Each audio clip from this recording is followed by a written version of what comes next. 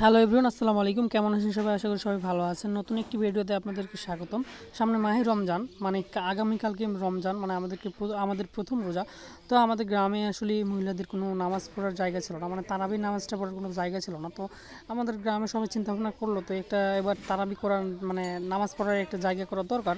তো এখন আমরা যে সবাই উদ্যোগ নিলাম যে একটা ছোট্ট করে একটি রুম তৈরি করি। তো আমাদের মসজিদের সামনে একটা ফাঁকা জায়গা ছিল, এই ফাঁকা জায়গাতে চারদিকে টিন দিয়ে, উপরে টিন দিয়ে সবাই মিলে আর কি একটা নামাজ পড়ার ব্যবস্থা করে দিলাম সবাইকে, মানে একসাথে যেন তারাবিটা করতে পারে সবাই।